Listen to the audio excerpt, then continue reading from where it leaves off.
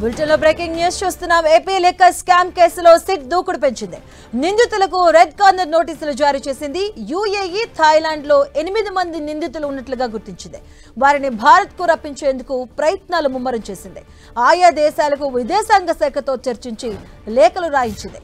Liquor scam కేసులో నిందితులు కొల్లగొట్టిన సొత్తుతో విదేశాల్లో ఆస్తులు కూడబెట్టినట్టుగా అనుమానిస్తుంది సిట్.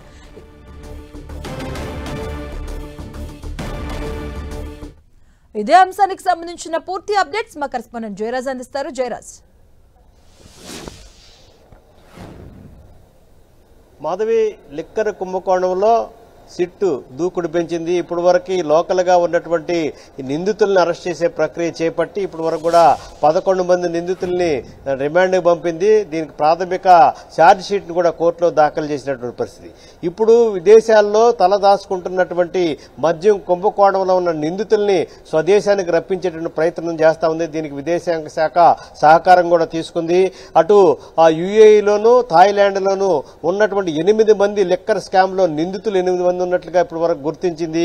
వారిని స్వదేశానికి తీసుకొచ్చేటటువంటి ప్రయత్నాలు చేస్తా ఉంది. దీనికి విదేశాంగం నుంచి కూడా ప్రత్యేకంగా ఆ దేశానికి లేఖ రాసింది.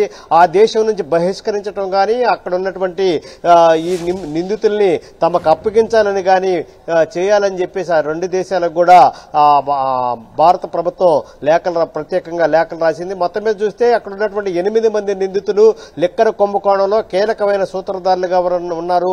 ఇక్కడ లిక్కర్ కుంభకోణంలో వచ్చినటువంటి ధనాన్ని విదేశాలకు తరలించినటువంటి అభియోగాలు కూడా వారి మీద ఉన్నాయి. వారు ఎప్పుడు, ఎక్కడి నుంచి, ఏ ఎయిర్పోర్ట్ నుంచి వెళ్లారు, ఏ దేశంలో తలదాచుకున్నారు అనేటటువంటి అంశానికి సంబంధించి ఇప్పటికే సిట్ తనదైన శైలిలో మొత్తం సమగ్ర సమాచారాన్ని సేకరించింది. విదేశాంగ నుంచి కూడా ప్రత్యేకంగా లేఖ రావించింది.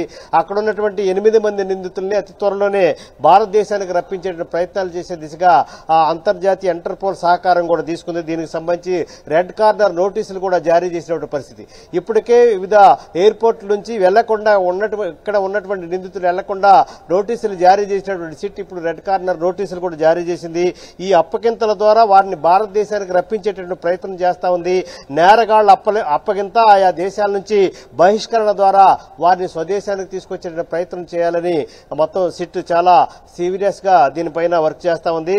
ఆ మొత్తం సాక్షుల సేకరణ, మద్యం కుంభకోణంలో కొల్లగొట్టినట్టు సొత్తుని విదేశాల్లో దాచిపెట్టినట్టుగా అభియోగాలు ఉన్నటువంటి నేపథ్యంలో వాటికి సంబంధించిన సమగ్రమైన సమాచారంతో సిట్ తన దర్యాప్తు కొనసాగిస్తుంది. విదేశాంగ శాఖ నుంచి కూడా ఆ 2 దేశాలకు కూడా ప్రత్యేకంగా లేఖలు రాయించింది. వారిని ఆ దేశాల నుంచే భారతదేశానికి రప్పించే ప్రయత్నం సిట్ చాలా ముమ్మరంగా చేస్తుంది. మాధవి. Okay, thank you Jayaraj.